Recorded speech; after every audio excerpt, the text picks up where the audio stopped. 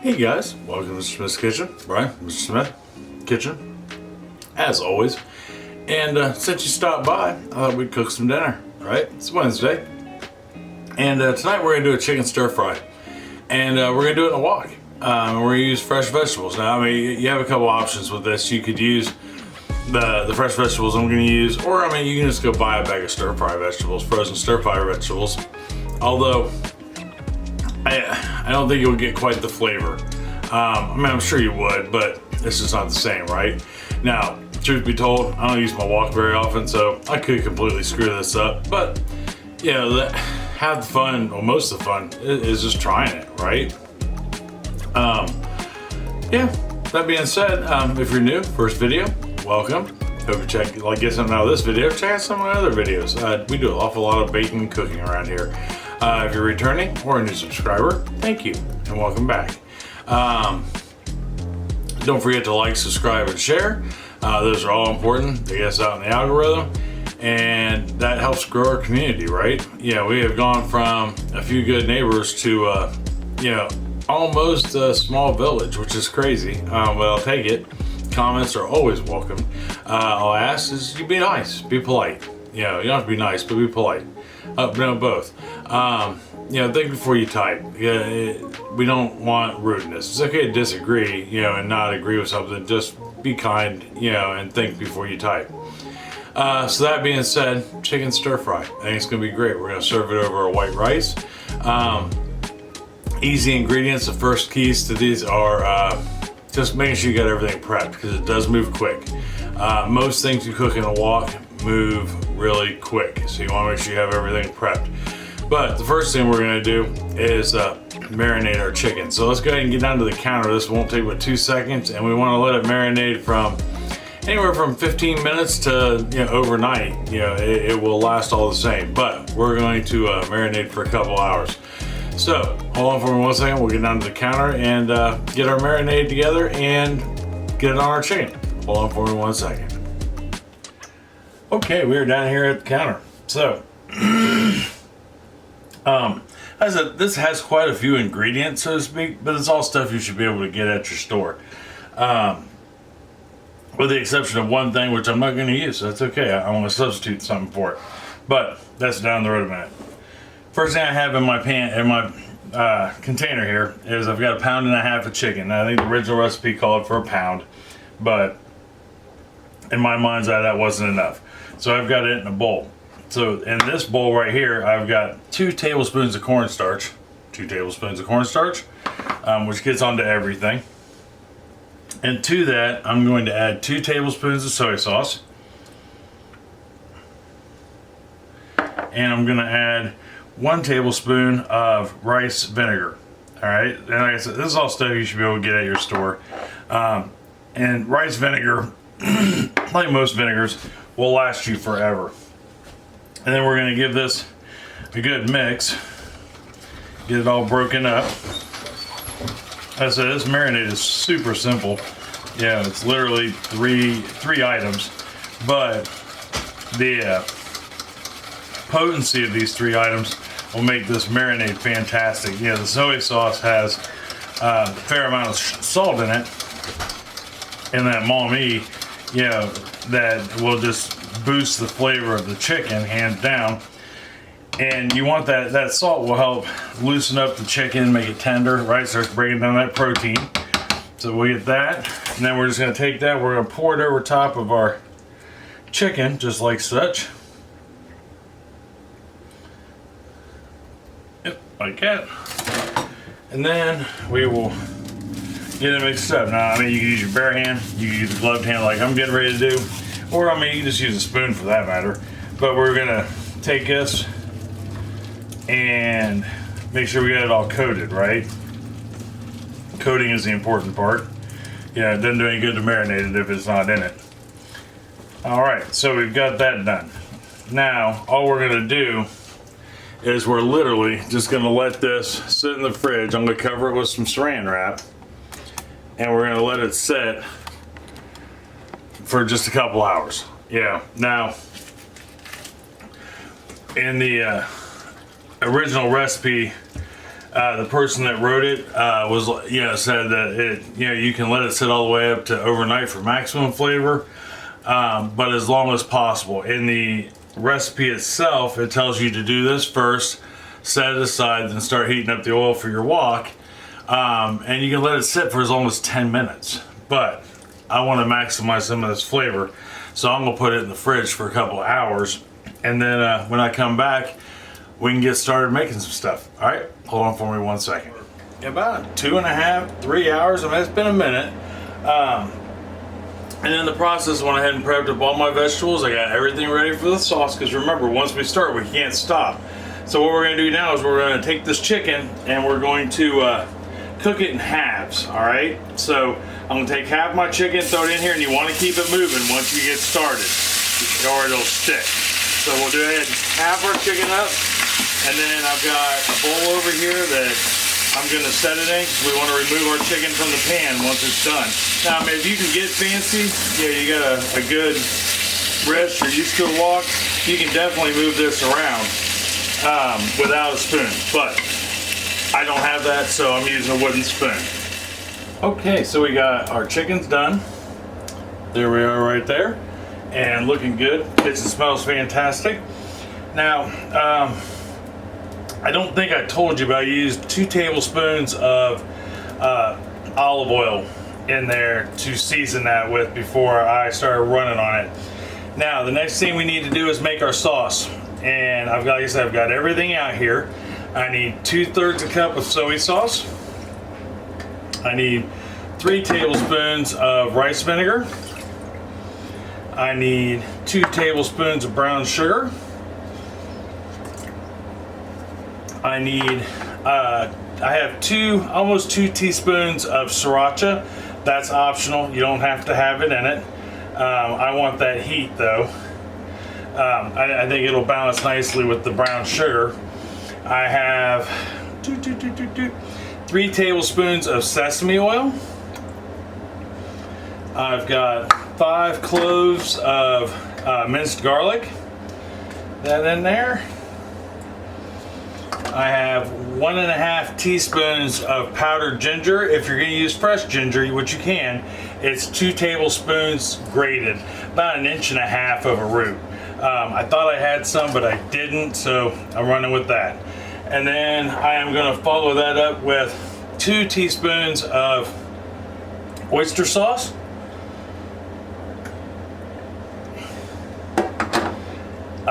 8 tablespoons of water, just plain old water. Throw that in there. And then last but not least, I've got 4 tablespoons of cornstarch. I'm gonna put that in there. Put that in. And we just want to get this together because we're about to start stir frying our vegetables. And we want to have this ready to go so our vegetables don't overcook. So we got that in there. And then we'll go ahead and meanwhile, I mean, our wok is reheating itself because it's lost temperature cooking up the chicken, so we want it to reheat a little. Matter of fact, before I stir this, we'll go ahead and get about another tablespoon's worth of oil in there. I'm just using olive oil, but I'm using a decent olive oil. That's one thing I've learned. You don't really want to get, you've got an everyday olive oil, which that is my everyday olive oil. And then you've got good olive oils you use for like special things.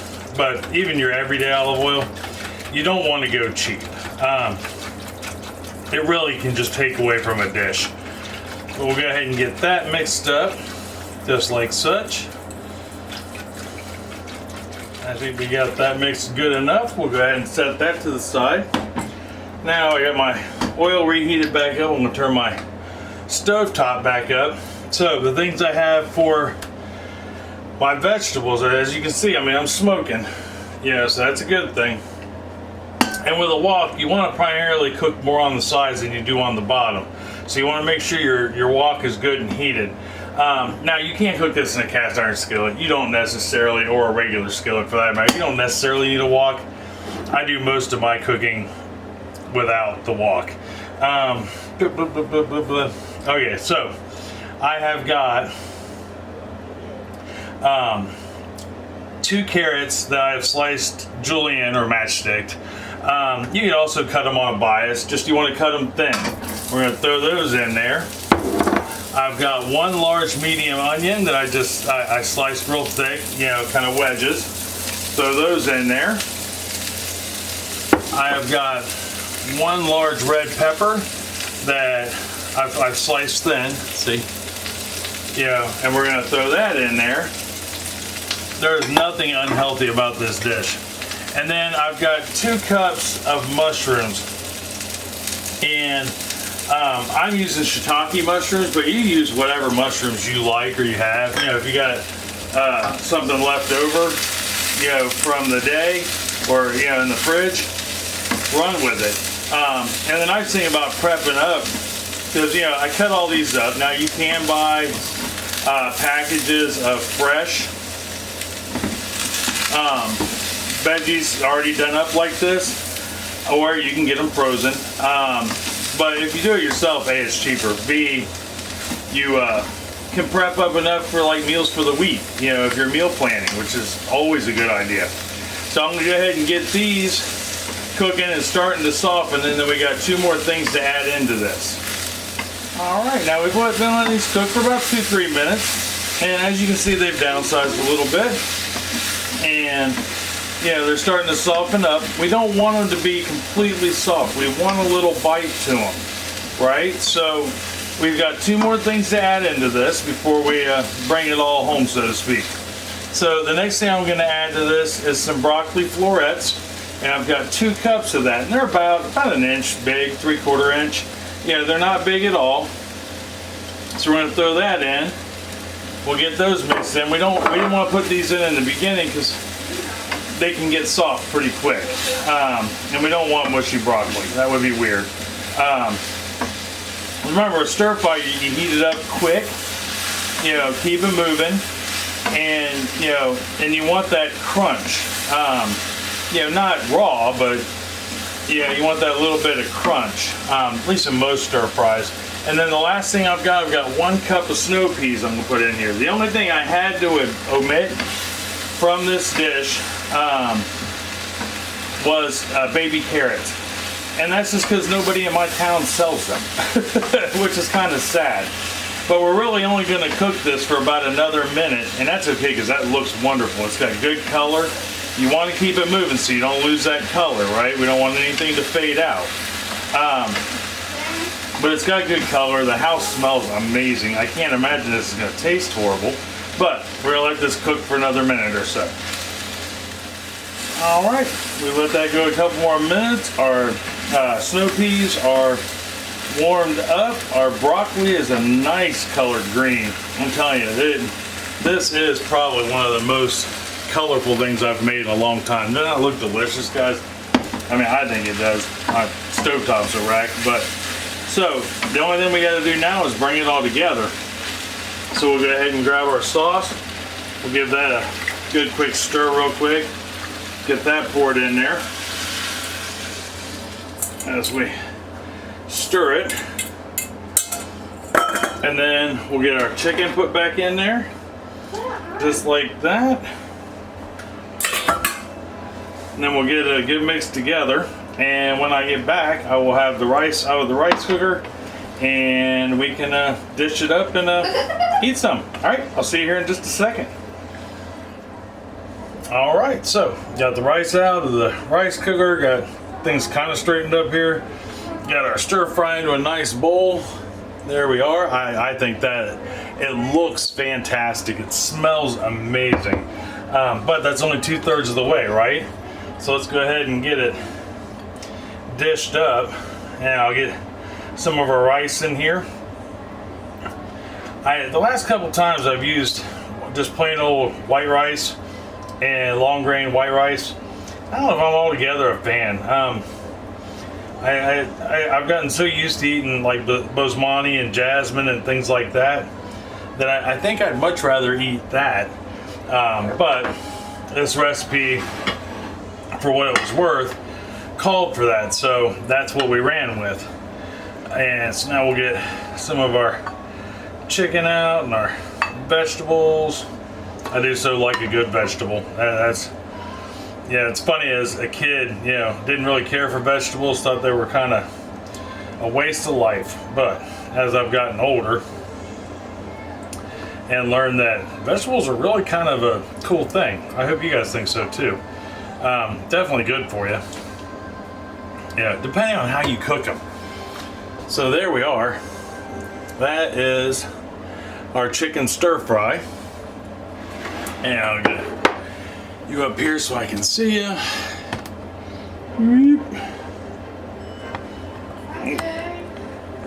Back up a little bit there so you can see my ear. Can you go outside? Hold on for me 1 second. I gotta let the dog out. Alright, sorry about that. I had to let Sam out. Sam's my dog, if you didn't know. But now we just have to give this a try, right? We get some of that, yeah, broccoli on there, and you know, chicken to start with. Oh.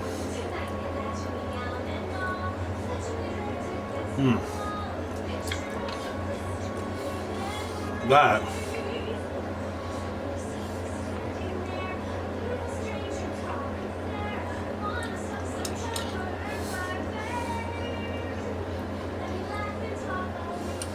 That is quite a delicious little dish.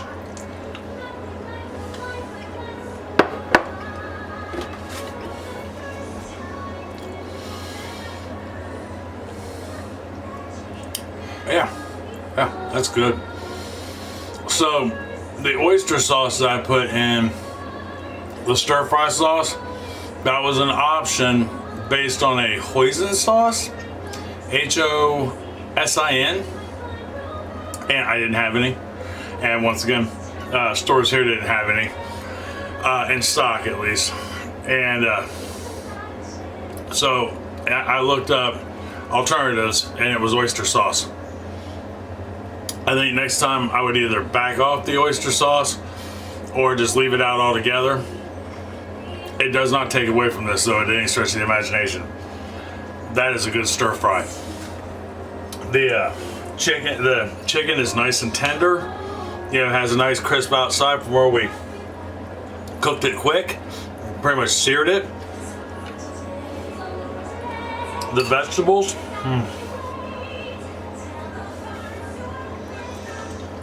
Still have the slightest little crunch to them.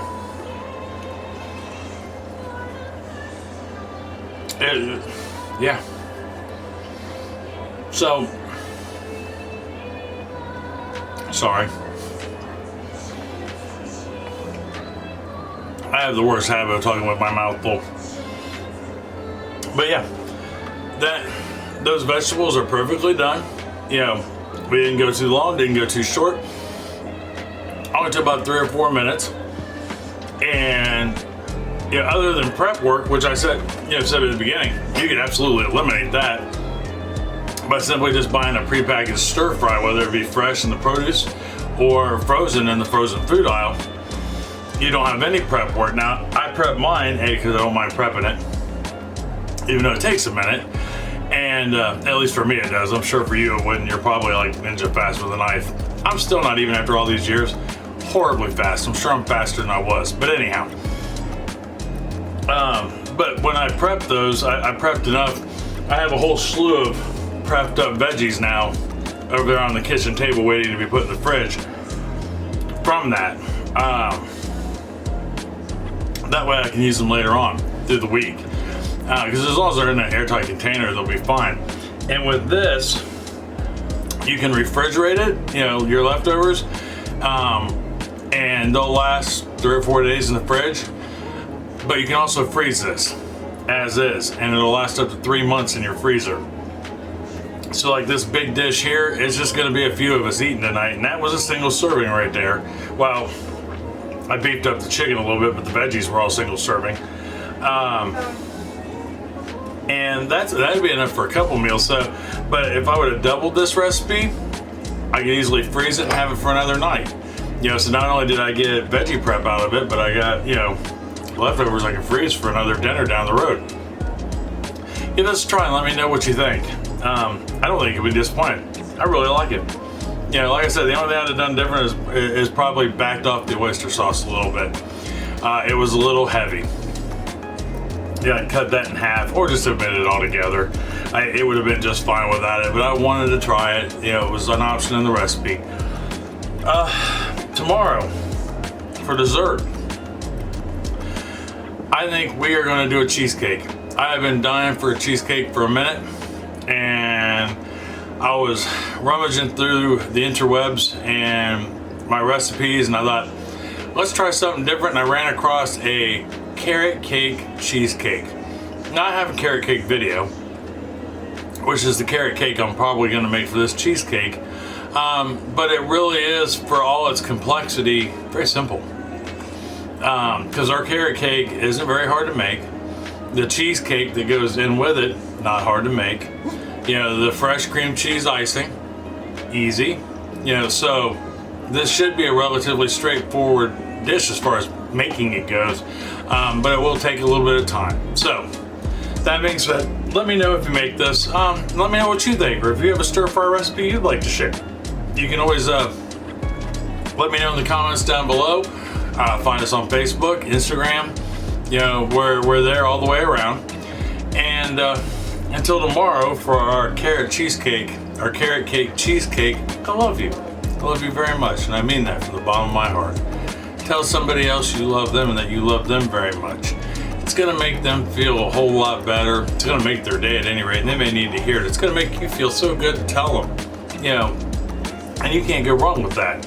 And if you make them some of this stir fry, you know, they're gonna just know you love them. They're gonna taste it. You know, it's made with love. You know, and that's gonna lead to conversation. You know, probably hours of conversation that they may need. You know, or you can invite the neighbors over. Why not?